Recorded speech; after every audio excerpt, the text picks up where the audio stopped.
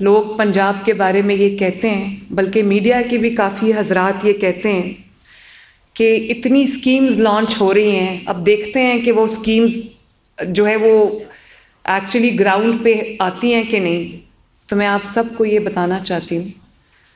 کہ scheme launch بعد میں ہوتی ہے، ہم اس کو گراؤنڈ پہ پہلے لے کے آتے ہیں ماشاءاللہ۔ آج یہ آپ کے سامنے جتنے لوگوں کو قرضہ ملا ہے، آسان کاروبار سی ایم آسان کاروبار اسکیم،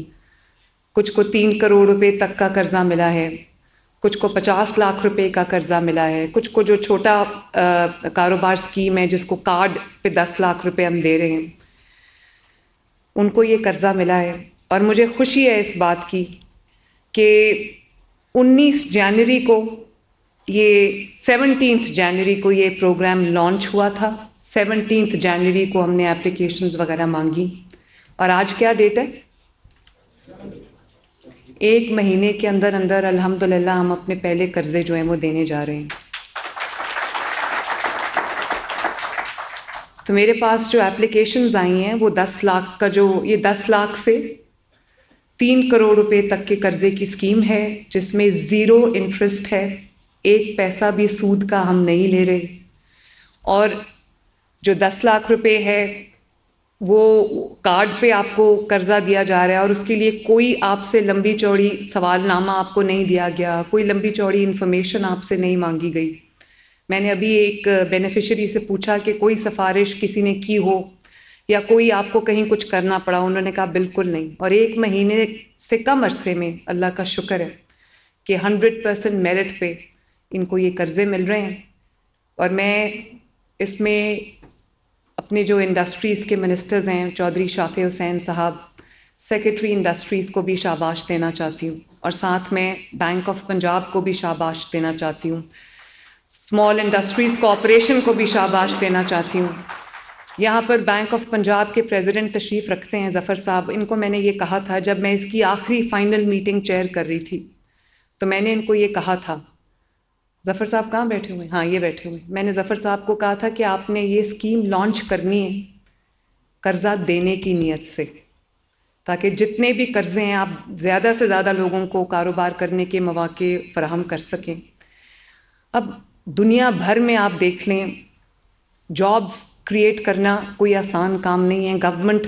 یا کوئی بھی پرائیویٹ سیکٹر جابز کریٹ کرے تو زیادہ اچھا ہے، لیکن پرائیویٹ سیکٹر کو سٹیمولس دینے کے لیے تاکہ وہ جاب کریشن کر سکیں، ان کو یہ جو ان کا ایکسیس ٹو فائنانس ہے یہ دینا بہت ضروری ہے۔ اور اب دیکھیں، تقریباً 7-8 سال کے جمود کے بعد، 7-8 سال کے جو ایک پورا بیمار معیشت کے بعد اللہ تعالیٰ نے اپنا فضل کیا ہے، اور پچھلے 1 سال میں پاکستان میں بہت اکانومی میں بھی امپروومنٹ آئی ہے، اور لوگوں کی معیار زندگی بھی بہتر ہو رہا ہے، کیونکہ جب مہنگائی کم ہوتی ہے تو لوگوں کی جو جیب ہے اس پہ بوجھ کم ہوتا ہے۔ تو مہنگائی جب ہم نے ٹیک اوور کیا تو 38% پہ مہنگائی تھی، اس وقت جو ہے وہ 4% سے نیچے ہے مہنگائی ماشاءاللہ۔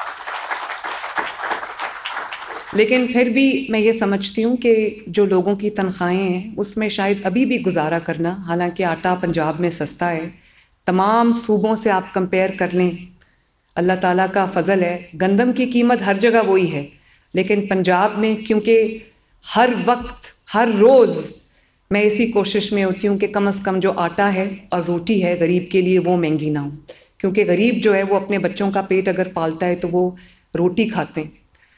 تو میری یہ کوشش ہوتی ہے، اسی لیے پنجاب میں ابھی بھی 12 روپے کی روٹی ہے، اور پنجاب میں آٹا ابھی بھی باقی صوبوں سے بہت سستا ہے۔ اور پھر بھی میں یہ سمجھتی ہوں کہ جو مہنگائی رہی ہے پچھلے 8-10 سال، اس میں لوگوں کا جو معیار زندگی ہے وہ بہت نیچے چلا گیا ہے، لوگوں کے گھروں میں مشکلات آئی ہیں، ان کو اب سمجھ نہیں آتی کہ وہ اپنے کچن کا خرچہ پورا کریں، بچوں کا پیٹ پالیں، یا اپنی بچوں کو پڑھائیں، یا پھر اگر کوئی خدا نخواستہ گھر میں بیماری ہے تو ان کا علاج معالجے کا خرچہ برداشت کریں۔ اس لیے میں یہ سمجھتی ہوں کہ اگر پنجاب نے ترقی کرنی ہے، اگر پاکستان نے ترقی کرنی ہے،